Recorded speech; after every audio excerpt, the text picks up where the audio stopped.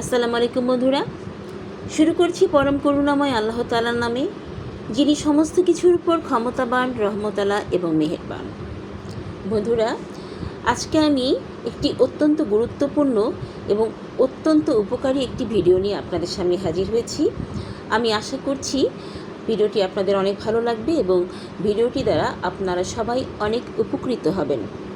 হ্যাঁ বন্ধুরা, যে বিষয়টি নিয়ে আমি আজকে আলোচনা করব সেটি হচ্ছে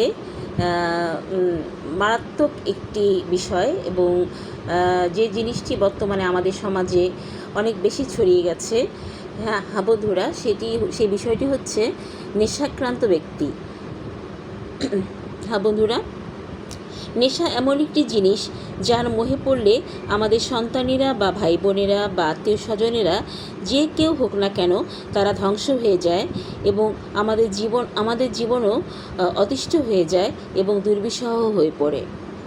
তাই বন্ধুরা, মহান আল্লাহ পাকের উপরে ভরসা রেখে আপনারা যদি একটি আমল করেন, যা আমি আপনাদের এখন বলবো, সেই আমলটি করলে, বিশ্বাসের সাথে করলে, আপনাদের অনেক কাছের মানুষ যার কারণে আপনাদের জীবন অতিষ্ঠ হয়ে উঠেছিল এবং যার কারণে তারা নিজেরাও ধ্বংসের পথে চলে যাচ্ছিল, সেই অন্ধকার জীবন থেকে তারা আলোর পথে ফিরে আসবেন ইনশাআল্লাহ, সুম্মা ইনশাআল্লাহ।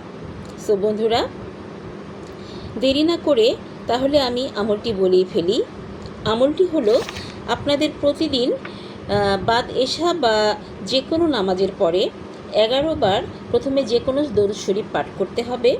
এরপরে সূরা আল ইনশিরা 11 বার পাঠ করতে হবে এবং এরপরে আবারও 11 বার যে দরুদ শরীফটি প্রথমে পড়েছিলেন সেই দরুদ শরীফটি আবারও 11 বার পাঠ করতে হবে। সূরা আল ইনশিরা বা আলাম নাশরা সূরাটিকে অনেকেই বলে। সো এই সূরাটি হচ্ছে বিসমিল্লাহির রহমানির রহিম। আলাম নাশরাহ লাকা সাদরাক ও ওয়াদানা আনকা ইজরাক আল্লাজি আনকাত জাহরাক ও রাফানা লাকা জিকরাক ফাইন্নামাল উসরি উসরা ইন্নামাল উসরি উসরা ফাইজা ফারাক্তা ফাংসাব অইলা রাব্বিকা ফারগাব।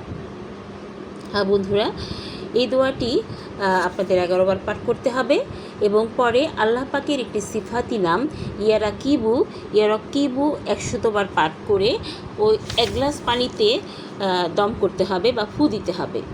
এরপর পানিটি আপনাদের সেই নেশাগ্রস্ত ব্যক্তিকে খাওয়াতে হবে।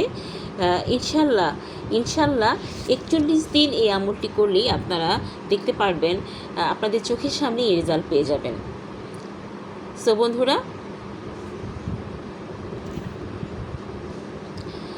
ইনশাল্লাহ আমি দোয়া করছি আপনারা সবাই এই আমলটি করবেন এবং আপনারা এই আমলটির দ্বারা উপকৃত হলে অবশ্যই আমাকে কমেন্টসে জানাবেন। আপনারা সবাই ভালো থাকবেন এবং সুস্থ থাকবেন এবং অবশ্যই আমার চ্যানেলটি লাইক করবেন, শেয়ার করবেন এবং সাবস্ক্রাইব করবেন। ভালো থাকবেন। আসসালামু আলাইকুম, শুকরিয়া।